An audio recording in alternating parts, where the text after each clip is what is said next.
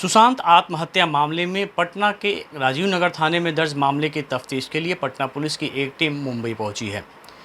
इस बीच इस मामले में आरोपी बनाई गई रिया चक्रवर्ती के द्वारा सुप्रीम कोर्ट में भी एक याचिका दाखिल की गई है। लेकिन सवाल उठता है कि क्या अब पटना पुलिस वापस लौट जाएगी या फिर पटना के थाने में दर्ज मामले मुंबई चले जाएंगे।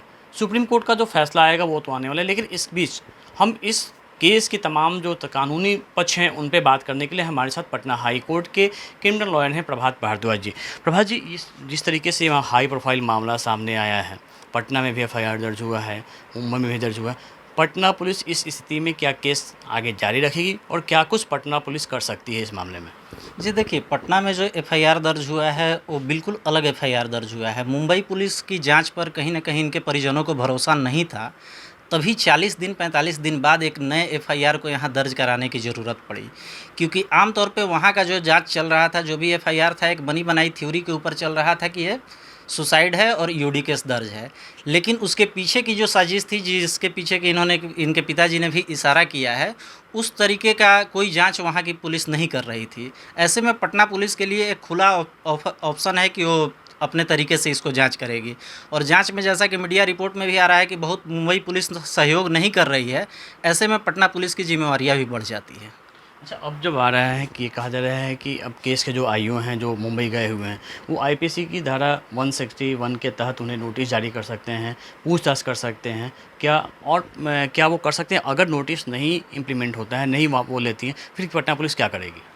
देखिए, सिंपल सी चीज़ है कि आईओ के पास क्या अधिकार होता है? आईओ के पास अधिकार है, चूँकि केस जो दर्ज हुआ है 306 सेक्शन इसमें है, तो ज़रूरी नहीं है कि नोटिस करके पूछताछ करे। नोटिस करने की, हाँ, एक चूँकि राज्य बदल जा रहा है तो एक अनिवार्यता रहती है कि करे।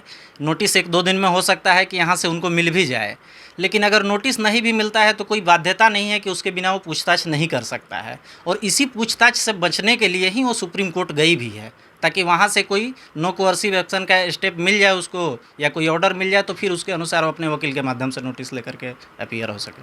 अगर नोटिस नहीं ले पाती हैं या फिर इसमें पटना पुलिस क्या गिरफ्तार भी कर सकती है? क्या कर सकती है? हाँ, गिरफ्तार कर सकती है। पूछताछ में जहाँ उसको लगेगा कि हाँ, इनकी संलिप्तता आ रही है, जो भी आरोप लगाए गए हैं उसमें कहीं न कहीं सच्चाई आ रही है सामने, और उस आधार पे आगे केस चल सकता है, उसके आधार पे उसको चार्जशीटेड किया जा सकता है, तो बिल्कुल गिरफ्तार कर सकती है। प्रभात जी, एक बात और जानना चाहेंगे कि जिस तरीके से इस मामले को लेकर हाई प्रोफाइल मामला है और जिसको लेके पटना पुलिस की टीम वहाँ पे पहुँची भी है, अभी तक मुंबई पुलिस से कॉर्पोरेशन नहीं मिल पा रहा है और इस कंडीशन में पटना पुलिस ने 10 लोगों को जो नोटिस दे के पूछताछ करने की बात कही है।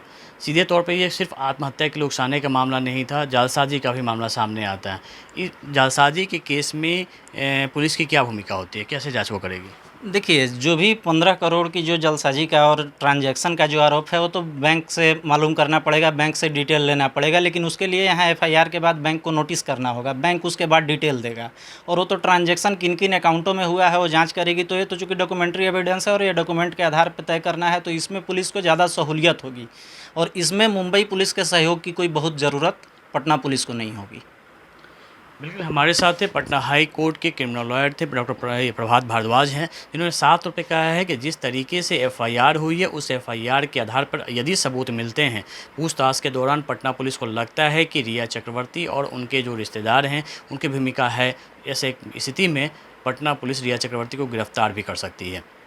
कैमरामैन सनी के साथ अमिताभ ओझा, पटना न्यूज़ 24।